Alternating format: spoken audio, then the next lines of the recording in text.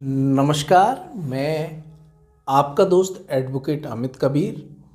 साथियों, आज के लीगल वीडियो के सेगमेंट में हम जानेंगे कि डिवोर्स के लिए लीगल नोटिस किस तरीके से तैयार किया जाए।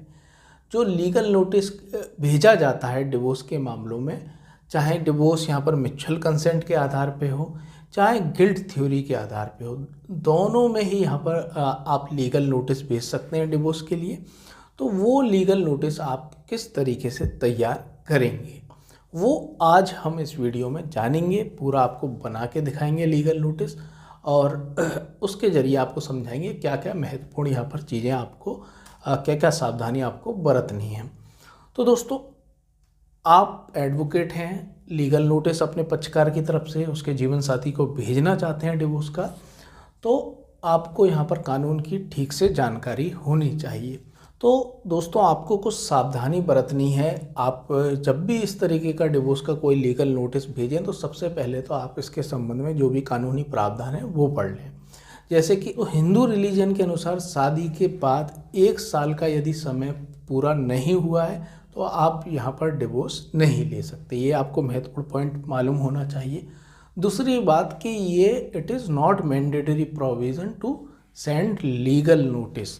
तो डिवोर्स के मामले में यदि आप कोर्ट में डिवोर्स की याचिका दाखिल करना चाहते हैं तो ये कोई मैंडेटरी प्रोविज़न नहीं है। ऐसा नहीं है कोई यहाँ पर कानूनी प्रावधान हो कि आपको लीगल नोटिस भेजना ही है तभी आप डिवोर्स की कार्रवाई कर सकते हैं, ऐसा नहीं है।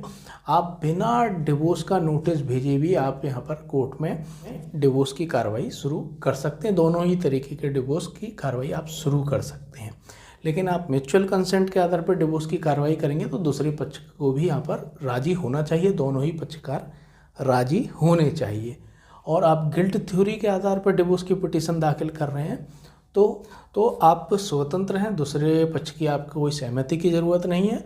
आप दूसरे पक्षकार की तो यहाँ पर गलती बताएंगे, जो भी उसने गलतियाँ की हैं, जो भी ग्राउंड्स बनते हैं हिंदू लॉ के अनुसार, जैसे कि वो काफ़ी लंबे समय से आपके साथ यहाँ पर डेजर्शन की स्थिति में रह रही है, अलग रह रही है, ठीक है, एडल्ट्री की स्थिति में रह रही है, तो जो जो ग्राउंड्स हैं वो बनते हैं तो आप उसके आधार पर उसके अगेंस्ट डिवोर्स का यहाँ पर सूट फाइल कर सकते हैं।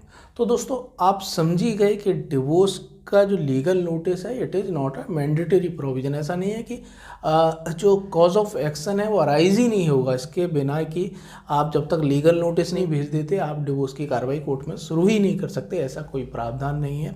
लीगल नोटिस के बारे में यहाँ पर डिवोर्स के संबंध में कोई ऐसा प्रावधान नहीं दिया गया है। तो आप यहाँ पर लीगल नोटिस भेज सकते हैं।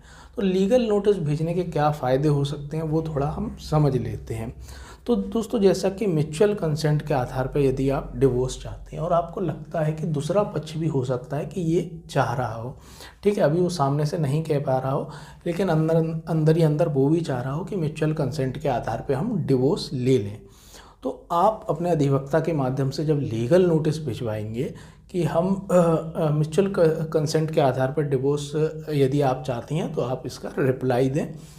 तो यदि वो भी ऐसा चाहती है या चाहता है तो वो उसका रिप्लाई तुरंत भेजेगा कि हाँ, बड़ी खुशी की बात है, मैं भी स्वतंत्र होना चाहता हूँ इस रिश्ते से और वो भी स्वतंत्र होना चाहती है। तो वो तुरंत यहाँ पर जो भी पति या पत्नी है वो इसका रिप्लाई भेजेंगे और दोनों ही आपसी सहमति के आधार पर यहाँ पर कोर्ट में म्यूचुअल कंसेंट के आधार पर डिवोर्स की पिटीशन दाखिल करेंगे कोर्ट में, और 6 महीने के बाद यहाँ पर उनका डिवोर्स हो जाएगा म्यूचुअल कंसेंट के आधार पर, क्योंकि उसमें 6 महीने का ही समय लगता है। तो दोस्तों, इस तरीके से आप दूसरे पक्ष की यहाँ पर मंशा पता कर सकते हैं। आपको लग रहा है तो उसकी जो मंशा है उसे बिल्कुल यहाँ पर क्लियरिफाई हो जाएगी कि क्या वो भी डिवोर्स चाहती है या नहीं। दूसरी महत्वपूर्ण बात, आप लीगल नोटिस भेज रहे हैं उसका क्या फ़ायदा हो सकता है। यदि आप गिल्ट थ्योरी के आधार पर लीगल नोटिस तैयार करते हैं, जैसे कि जो ग्राउंड्स बताए गए हैं, क्रूअल्टी हो गई, डेजर्शन हो गया, इस तरीके से जो भी ग्राउंड्स बताए गए उसके आधार पे आप डिवोर्स चाहते हैं और उसके आधार पे लीगल नोटिस तैयार करते हैं और भेजते हैं अपने स्पाउस को, तो दोस्तों इससे क्या होगा, उसे पता चलेगा कि यहाँ पर हमारा रिश्ता किस स्थिति में पहुँच गया है, बिल्कुल टूटने की कगार पे है। तो दूसरा पक्षकार यदि चाहेगा तो वो उसको बचा सकता है। तो ऐसी स्थिति में दोनों ही परिवार के जो भी सदस्य हैं वो आपस में बैठ के इस जो ये यहाँ पर जो भी दिक्कतें हो रही हैं, क्या उनके बीच में मनमुटाव है, उसे दूर करने का प्रयास कर सकते हैं, सुलह करवा सकते हैं दोनों की, और उनका रिश्ता बच सकता है। तो दोस्तों ये यहाँ पर फ़ायदा होता है लीगल नोटिस भेजने का। तो आप समझ ही गए कि ये कुछ फ़ायदे हैं लीगल नोटिस भेजने के, इसलिए आप भेज भी सकते हैं यदि आप इस तरीके की आपकी स्थिति है। लेकिन लीगल नोटिस भेजना it is not mandatory provision. दोस्तों आप जान लेते हैं कि आपको किस तरीके से ये डिवोर्स के लिए लीगल नोटिस आपको तैयार करना है। तो दोस्तों यदि आप एडवोकेट हैं तो आप इस तरीके से, जैसा स्क्रीन पे दिख रहा है, ये हेड तैयार कर लें। एडवोकेट का नाम, उसका मोबाइल नंबर, ईमेल, उसका चैम्बर ऑफिस, ये डिटेल लिख दें और डेट यहाँ राइट हैंड पे लिख दें। अब आए यहाँ पर, आप यहाँ विषय डालेंगे नोटिस या विधिक नोटिस, और उसके नीचे लिखेंगे बनाम, किसको भेज रहे हैं, ठीक है, किसके विरुद्ध ये नोटिस है वो आप उसका नाम लिखेंगे। जैसे कि हम यहाँ पत्नी को भेज रहे हैं, पत्नी का नाम हमने लिखा हुआ है जैसा आपको दिख रहा है, श्री जीवंत। तो पत्नी का नाम जीवंत है और उसके पति का नाम और उसका एड्रेस ये हम लिख देंगे। उसके बाद हम आएंगे महोदय हस विधायक अपने पक्षकार श्री एस कुमार पुत्र श्री बाई निवासी, उसका एड्रेस लिख देंगे और उम्र उसकी करीब इतने वर्ष है, और उसका मोबाइल नंबर यहाँ लिख देंगे। मोबाइल नंबर इसीलिए लिख रहे हैं क्योंकि ये डिवोर्स का नोटिस है, यदि पक्षकार चाहेगा तो उससे संपर्क कर सकता है यदि वो भी डिवोर्स चाहता है तो यहाँ पर उसका नाम, एड्रेस लिख देंगे और मोबाइल नंबर लिख देंगे, और के निर्देशानुसार बताए गए तथ्यों के आधार पे आपको ये कानूनी नोटिस निम्नवत प्रेषित किया जाता है। तो दोस्तों जितने भी लीगल नोटिस होते हैं उनमें इसी तरीके से ये हेड तैयार किया जाता है, इस तरीके से ये तैयार किया जाता है, ऑलमोस्ट इसी तरीके का रहता है। ये शुरुआत है वो इसी तरीके से रहती है।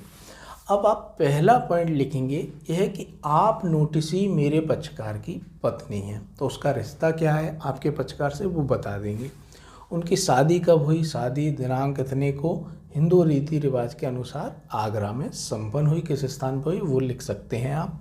और विवाह के उपरांत दोनों के संसर्ग से इतनी तारीख को एक पुत्र की प्राप्ति हुई। तो दूसरा पॉइंट है यह है कि मेरे पक्षकार और आप नोटिसी के मध्य आपसी मतभेद के कारण केवल 28 साल तक ही आप दोनों एक साथ रहे। उसके बाद दोनों में आपसी मतभेद शुरू हो गया, आपस में लड़ाई झगड़ा शुरू हो गया और आप अपने मायके चली गई, और मेरे पक्षकार के द्वारा कई बार प्रयास किया गया आपको वापस लाने के लिए, लेकिन आप यहाँ कभी भी ससुराल वापस नहीं आई, पति के साथ रहने के लिए कभी भी नहीं आई। ये दूसरा पॉइंट आप लिख देंगे। ये दोस्तों मैं बता रहा हूँ जो भी स्टोरी है वो आपको यहाँ लिखनी है, ठीक है। म्यूचुअल कंसेंट के आधार पर डिवोर्स भेज रहे हैं तो उसमें इतना ज़्यादा लिखने की ज़रूरत नहीं है। उस मामले में आप इसको बहुत ही शॉर्ट कर सकते हैं, क्योंकि ये जो हम लीगल नोटिस तैयार कर रहे हैं दोनों ही मामलों में आप अप्लाई होगा, तो ये इस तरीके का लीगल नोटिस है, इसलिए इसमें थोड़ी डिटेल्स हम ज़्यादा लिख रहे हैं। तीसरा पॉइंट आप लिखेंगे यह है कि आप नोटिस ही शुरू से ही मेरे पक्षकार के साथ रहने की इच्छुक नहीं थी। मायके जाने के बाद से अब तक आपने मेरे पक्षकार से कोई संपर्क नहीं किया। आप मायके गई उसके बाद से आपने मेरे पक्षकार से बिल्कुल संपर्क छोड़ दिया और ना ही वापस रहने कभी आई। आपका यह आचरण दर्शाता है कि आप वैवाहिक संबंध बनाए रखने की बिल्कुल इच्छुक नहीं है, आप ये रिश्ता तोड़ना चाहती हैं, इसका अर्थ ये है, ठीक है। फोर्थ पॉइंट आप लिख देंगे यह है कि ऐसी परिस्थिति में मेरे पक्षकार को अपना स्वतंत्र जीवन जीने में अत्यधिक